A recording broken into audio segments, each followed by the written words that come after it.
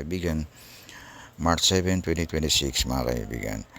Ah, naituro ko na po ang ilang portions ng aking mga upload videos ang tungkol sa pag-operate ng Google Docs. Paano gumawa ng table, paano gumawa ng letterings, at paano ang ibang mga paraan kung paano ito pagandahin mga kaibigan. This time, ang ituturo ko naman sa inyo ay isang setup ng Google Docs to monitor your current loads conditions mga kaibigan. So, one time, every time naggagawa kayo ng maglo-load kayo, kailangan meron kayong ganitong table sa inyong mga cellphone. Ganyan, gayahin nyo po itong setup na to mga kaibigan. At iyan, kung titignan mo sa ating printout, ay ganyan ang itsura. Maliit mga kaibigan, maliit, di ba? Pero yan ho ay pinaliit natin na ganyan upang sa ganon, maski tignan mo sa ating i-off natin yung print layout, maganda pa rin tignan, swak pa rin sa dashboard o sa ating top screen, okay, sa ating cellphone touch screen. So ang kailangan mo lang naman dyan usually dalawang dalawang smart, diba? Dalawang mobile network kung meron tayo mga kaibigan. Kung meron ka pang tatlo, di wow, marami kang baka pamilyado ka o marami kang minomonitor ng mga subscription. Ganito mga kaibigan, ganito ang gagawin natin. Kung kayo mayroong ganitong box, makakatulong ito kasi every time na mag-input ka dito, kung ano mang promo yan, lagay mo dito sa kaliwa, sa column na yan, ilagay mo kung kailan ka nagparehistro, at ilagay ang mahalaga dyan kung kailan mag-expired yung load na yan. Yan mga kaibigan. At advice ko, hanggat maaari, huwag kayong mag-load ng sabay. Tignan nyo maging sensitive kayo sa expiration date mga kaibigan. Ngayon, payo ko sa inyo, huwag kayong magpapawala ng kahit man lang 100 sa inyong GCash. Bakit? Sapagkat once na nakita mo na ang iyong isa sa iyong mga network na ginagamit ay pa-expired na, makakapag-load ka na agad para hindi ka maputulan ng connection. Ganun pa man, ang kagandahan kasi ng magkaibang expiration date, kung naka-expired na yung isa, yung isang data ng isang mong unit naka-on pa rin, so hindi ka pa rin mapuputulan ng connection. Ihina nga lang kasi pag mobile ka at pupunta ka sa ibang lugar, maaaring hindi ka makareceive ng booking dyan dahil mahina ang signal mo ngayon. Hindi katulad ng dalawa, kung ikaw ay katulad ko na rider, nakadepende ang aming trabaho sa signal, o kaya ikaw ay working from home, dapat dalawa ang iyong dala-dalang nakahook ka sa dalawang network upang sa ganon hindi naantala yung connections mo mga kaibigan. Ngayon, kung sakasakali inabot ka na expiration at hindi mo na monitor, pagtingin mo, madali mo makikita, expired na pala yung isa, sa palitan ko na, mag-load na ako. Ganon mga kaibigan.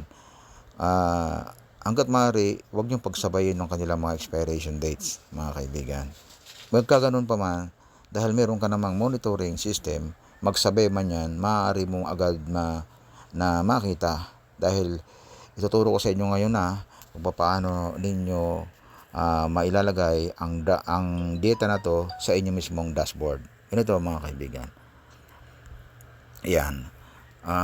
Mga kaibigan, meron tayong tinatawag sa mga users po ng Samsung, ang settings natin, pwede mong tignan sa pag nag-swipe down ka, may makikita kang logo sa kanan. Siyempre yan yung settings Ngayon, hindi lang yan ang ginawa ko, yung mismong icon ng settings, nilagay ko na po dito sa aking permanent dito sa baba. Ito, yan, permanent. Nilagay ko na po dyan sa baba. Meron akong permanent icon ng setting na nandyan, hindi na ako magsa-swipe down pa. Ngayon mga kaibigan, hanapin niyo po yung logo ng bahay. I mean, yung ayan, home screen. Ito po, home screen layout mga kaibigan, home screen. Yung home screen na yan, buksan nyo yan at isarado nyo muna, i-toggle off nyo muna itong home screen layout for a while lang mga kaibigan. And then, kunin nyo yung file mo na nandyan, sample e-loading. Yan, sample ng e-loading. Tapos, i-click nyo ito. Yan. Yung 3 dots na yon, balik. Yung 3 dots na nandiyan sa tapat, yan, i-click nyo yan. balik. Ulitin natin para mag-gets ninyo. I-click nyo lang yan. Yan. Pag na-click nyo yan, lalabas ang mga menu na yan. Itong pinakadulo sa sagad sa baba, yan, nakalagay add home screen. Add to home screen. So, i-click nyo lang yung add to home screen at yan ay maa-add sa inyong system, sa dashboard. I-click nyo na ngayon ito, add. Final clicking is this one. Boom. Ayan. Okay. Ngayon, dahil meron ka na, hanapin nyo yan kung nasaan. Kasi ang dashboard natin main, dalawa. Sa akin, dalawa. Na ang aking main nandito sa, ayan, yan ang pinaka main ko. Pero usually, bumabagsak yung app na ganyan dito sa ikalawa. Ayan, nakita nyo? Ando, no? Andito. Ngayon, pwede mo yung ilipat. Ayan, idiin mo lang ang daliri mo dyan for a while. And then, i-slide mo lang, lilipat ko sayang cellphone. Ngayon, ilagay mo dito. Alright? Ayan, depende kung saan mo gustong ilagay sa dashboard mo. Ngayon, pag nilagay mo na yan, ay dyan na po talaga yan. Mamemorize mo na kasi dyan lang yan nakalagay. Kasi may ilalak mo na ulit mamaya. Ngayon, para sa inyong kaalaman, meron na ako nyan. Itong isang katabi niya. Ayan. So, meron na akong detalye nyan. So, babaguhin ko na lang yung kulay niya. Gagawin ko na lang dilaw. I-click ko lang yan. Sa harapan na nyo, gagabaguhin ko yung kanyang page setup. Gagawin ko ang kulay dilaw para mas magandang tignan. Ayan. Ayan. Okay. Balik na ako. So, ayan. Ito na po yung akin. Load monitoring table. Okay. Bitawan ko na yan. Ayan. Ang laman yan, yan po ay makikita mo sa aking dashboard. Itong Smart TNT. Yung ating ginawang pag-aaral, yung galing sa ating topic ngayon, itong katabi niya, yung sample of e-load. Iyan, ito. Yan, yung gumagalaw, pansin nyo yan po. Yan yung ginawa natin. Okay. Ngayon, dahil meron na ako, buburahin ko na po ito. Okay. Paano pagbura niyan, mga kaibigan? Paano pagbura niyan? Ayan. I-click nyo lang. Wait. Yan, remove. Okay. Ulit, paano pagbura niyan? I-click nyo yan. I-click nyo yung 3 dots sa taas. Wait. I-click natin itong, ayan, itong ating Google Docs. Yan.